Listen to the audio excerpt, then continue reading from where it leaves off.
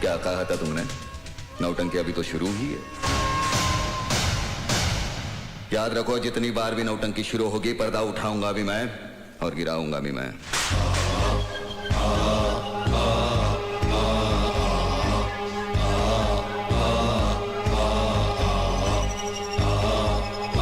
एक मासूम बच्ची का सहारा लेकर धोखे से तुमने एक फौजी को नहीं, एक बाप को गिरफ्तार किया है। अजीत, आर्या, कोई बहुत बड़ा तीर नहीं मारा तुमने। जब तुम्हारी ही चाल से, तुम्हारे ही मोहरे से मैंने तुम्हें मात दे दी, तो मुर्दा कफन फाड़ कर चिल्ला पड़ा। फौजी जीते जी अपनी मर्जी से कफन पहनते हैं, कफन फाड़ते नहीं। वो फौजी के लिए ठीक है, तुम जैसे भगोड़े के लिए नहीं।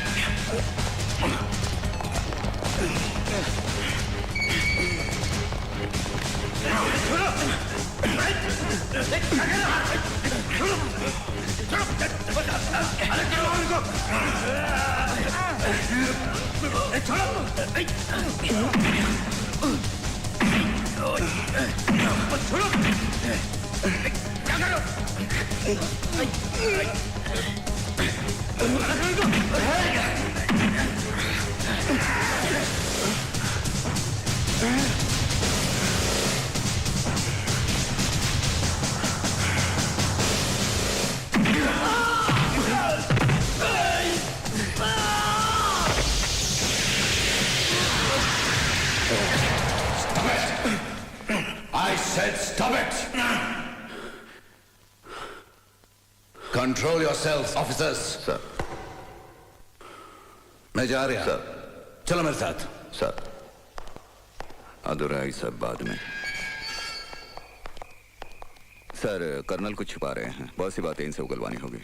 बड़े चालाक इंसान हैं। हम कल ही उसे हेडक्वार्टर के लिए रवाना कर देंगे। सर, मैं उन्हें हेडक्वार्टर लेके जाऊंगा। डोंट वरी, सिक्योरिटी का पूरा इंतजाम है। सर, फिर भी मैं लेके जाऊंगा। प्लीज सर, मुझे इजाजत दीजिए। तुम कभी कभी नहीं, बार बार जोश में आकर अपने होश खो देते हो। सर, यह तो नाटक था उन्हें उकसाने के लिए। तुम्हारे नाटक में अच्छी तरह समझता हूँ। सर प्लीज, जो काम मैंने शुरू किया है मुझे उसे अंजाम तक पहुंचाने दीजिए, please sir. Relax major, relax. Sir.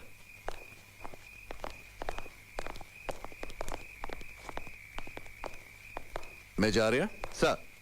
तुम्हारी शादी हो चुकी है? Yes sir. तुम शादीशुदा हो? No sir.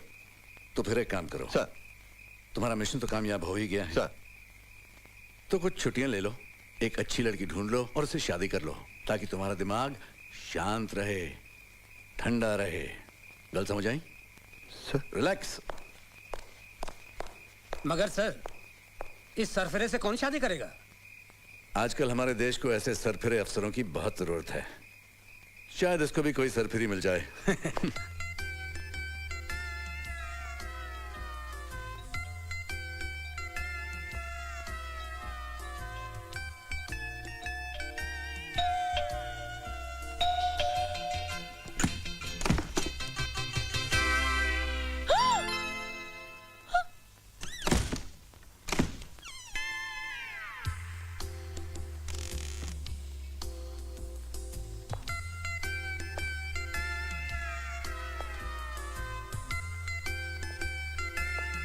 ब्यूटीफुल। बचपन में कितनी मासूम थी, अब देखो।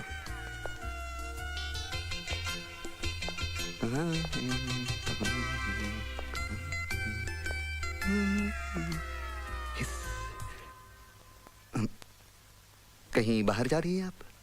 नहीं, नहाने के बाद।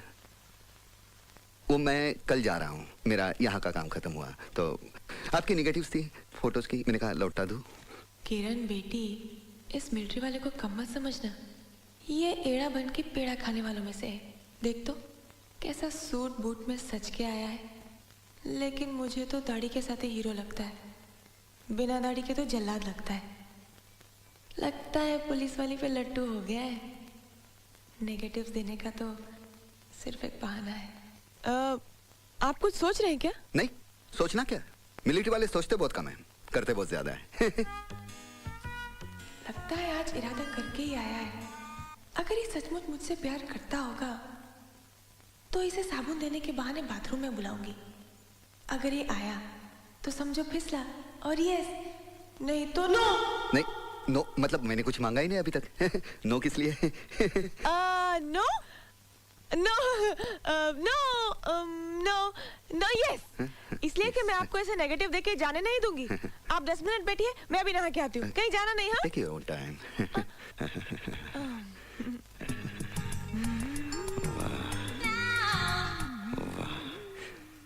क्या बारूद है, एक ही धमाके में फिट हो जाऊंगा। आज तो कुछ बात करके ही रहूंगा। अगर मामला फिट हो गया तो पूरी रेजिमेंट में हंगामा मच जाएगा। वाह, अजीत आर्या क्या बीवी लाया है। यस यस यस मैंने तो कुछ कहा भी नहीं और आपने यस कह दिया। यस मतलब मैं चाय पी के जाऊंगा। यस, आप नहा लीजिए इत्मीनान से, नो प्रॉब्लम। केला रे केला। लगता है पुलिस वाली बाथरूम में ही पिघल गई। हिस।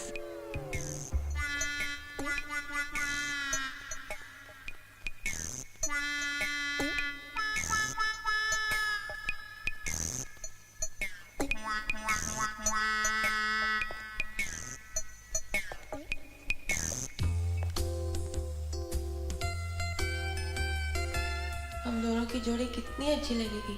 तो मिलिट्री में, मैं पुलिस में, दोनों वर्दी वाले, दोनों वर्दी पहन के काम पे जाया करेंगे। और हमारे 2 बच्चे होंगे। हाँ, हम एक को मिलिट्री में डालेंगे, एक को पुलिस में। एक को मिलिट्री में, एक पुलिस में। एक मिलिट्री में, पुलिस में। मिलिट्री में, पुलिस में। मिलिट्री में, पुलिस। आइए ना। नहीं, मैं नहा के आया हूँ, आप नहा लीजिए। नहीं नहीं नहीं। देखिए देखिए देखिए, देश की हालत वैसे भी बहुत खराब है। मिलिट्री वालों को और पुलिस वालों को हर काम साथ साथ मिलकर करना चाहिए। हाँ, बहुत जरूरी है। यस हाँ यस यस, आइए ना। यस।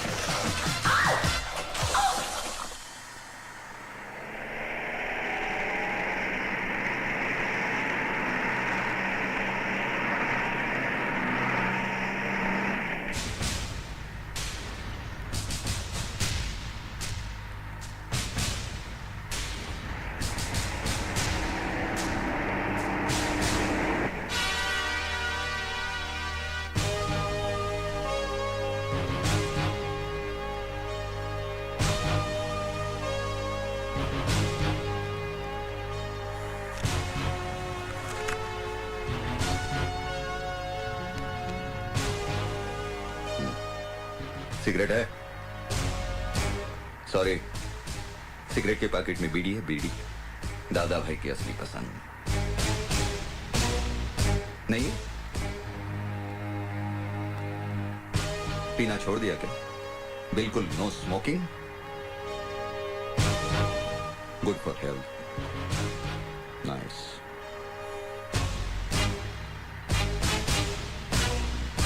बकबक करना भी छोड़ दिया क्या? हैं? अरे भैया हथौड़ा, यूं चुप रहने से कोनो फायदा नहीं होवत। अब जहां जा रहे हो ना, वहां ऐसा आदर सत्कार किया जाता है कि गूंगे भी गजल ठुमरी गाना शुरू कर देते हैं। हम हैं बनारस के भैया उमरे आ। चम्मच खड़ा करो क्या? चम्मच। वो फुर फुर करके चाय पीना भी छोड़ दिया। यार, ये छोड़ने के मामले में बड़े माहिर हो तुम। आज ये छोड़ दिया, इसके पहले बीवी बच्ची को छोड़ दिया, उसके पहले तो हद कर दी। अपनी ड्यूटी, अपना फर्ज, अपनी वफादारी छोड़कर सीधे गद्दार बन गए। गद्दार नहीं हूं मैं, नहीं हूं मैं गद्दार। असलियत जानना चाहते हो तो अपने खून के उबाल को रोको अफसरों। ये कोई नौटंकी नहीं है, ये हकीकत है, हकीकत।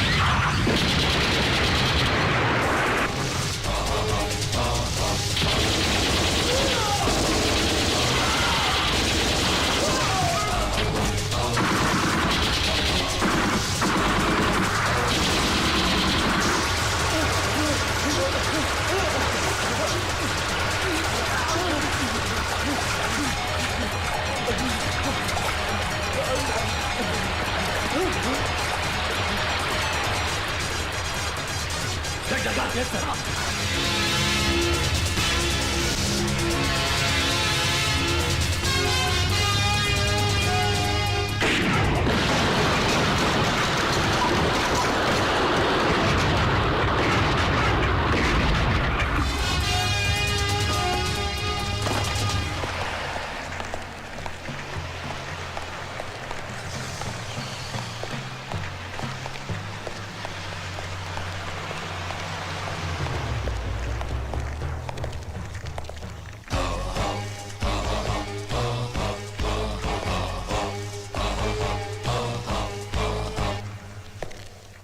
ये नहीं हो सकता चंगी जी, तुम समझ नहीं रहे हो, मिलिट्री का मामला है। आज तक हमने तुम्हारे हर मामले को सुलझाया, चाहे वो इलेक्शन का हो या फिर गंदी राजनीति में किसी को खत्म करने का। याद है इस राज्य में आतंकवाद को फैलाया किसने, उसे पैदा किसने किया? बस तुम अब शॉर्ट में समझो, हमको ज्यादा समझाने का आदत नहीं है। उन चारों को किसी भी कीमत पर छुड़ाना होगा।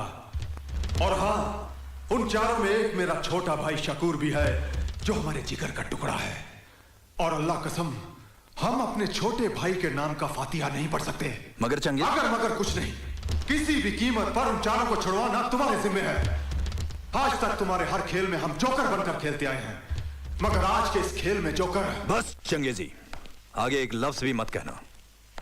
और एक बात ध्यान से सुनो, राजा साहब जब भी कोई खेल खेलता है तो हुक्म का इक्का अपने पास रखता है, और इस खेल में भी हुक्म का इक्का हमारे पास ही रहेगा।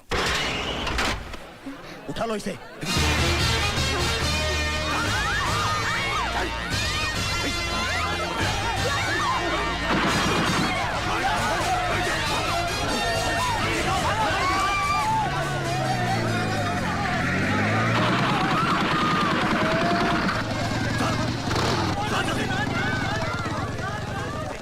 आतंकवादी द्वारा मंत्री की बेटी का अपहरण, आज की ताजा खबर, आज की ताजा खबर। आतंकवादी दिन दहाड़े मंत्री की बेटी को उठाकर ले गए, आज की ताजा खबर, आज की ताजा खबर। केंद्रीय मंत्री वीरभद्र सिंह उर्फ राजा साहब की बेटी भारती को आज उग्रवादियों ने कॉलेज के ग्राउंड से ही उठा लिया और बदले में उन 4 खूंखार आतंकवादियों को रिहा करने की मांग की, जिन्हें हमारे भारतीय जवानों ने जान की बाजी लगाकर गिरफ्तार किया था। इस मामले ने अब गंभीर मोड़ ले लिया है। इसका फैसला करने के लिए कार्यवाही कमेटी की मीटिंग कल दिल्ली में होगी। वीरभद्र सिंह जी, आप कैबिनेट कक्षा के सीनियर मंत्री हैं और आपके पीछे एक बहुत बड़े देशभक्त फैमिली का नाम भी जुड़ा है। माफ कीजिए मगन भाई, ये देशभक्ति, समाज सेवा, कानून, ये सारे अल्फाज किताबों में बंद ही अच्छे लगते हैं।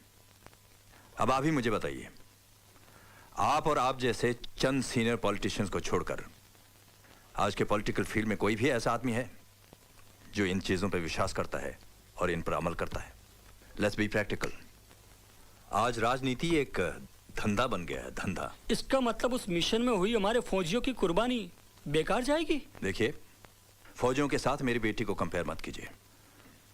किसी भी हालत में मैं उन 4 टेररिस्टों के लिए अपनी बेटी को कुर्बान नहीं कर सकता। क्या जमाना आ गया है, लगता है महात्मा जी की बात सच होगी।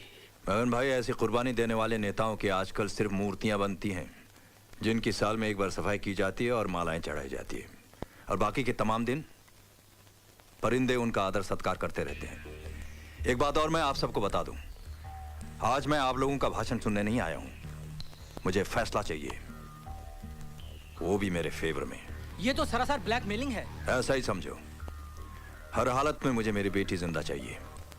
अगर उसे कुछ हो गया तो आपकी ये मिलीजुली सरकार उड़ी समझो। 30 MP हैं मेरे पास, जिनके बलबूते पर आपकी ये सरकार चल रही है।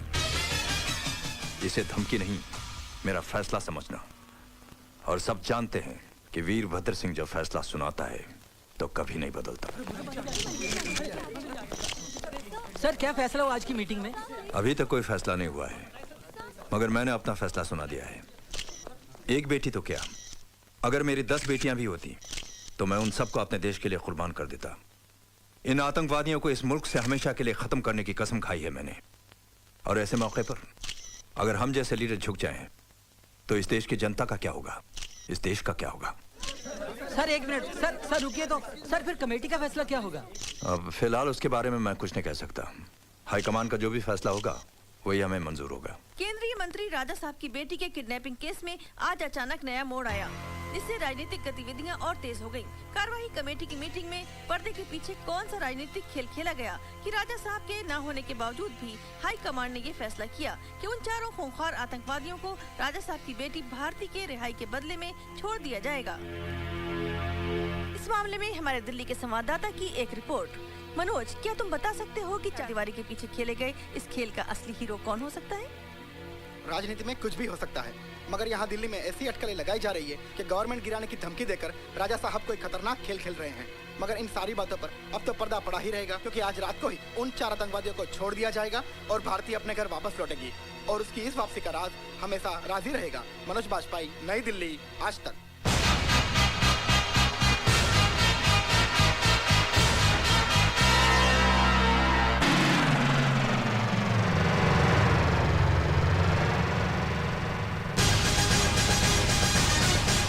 रुकिए रुकिए, कहाँ जा रहे हैं आप? मंत्री अंदर है। मैं उनके घर गया था तो पता चला कि वो यहाँ पर है। साहब की जब तबीयत खराब होती है तब वो इस फार्म हाउस में आराम करने आते हैं। उनसे यहाँ कोई नहीं मिल सकता। कोई मिले या ना मिले, आज मैं तुम्हारे साहब से मिलकर ही जाऊंगा। आप किसी भी कीमत पर अंदर नहीं जा सकते।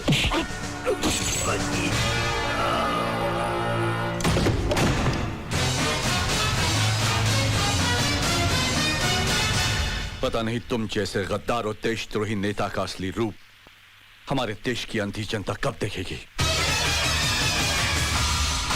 कल तक तो टीवी इंटरव्यू में बड़े बड़े भाषण दे रहे थे कि मेरी एक बेटी तो क्या, अगर मेरे 10 संतान भी होते तो मैं उसे देश के लिए कुर्बान कर देता। और एक ही दिन में सब कुछ बदल दिया, करवा दी उन 4 कमीनों की रिहाई अपनी बेटी की जान के बदले में।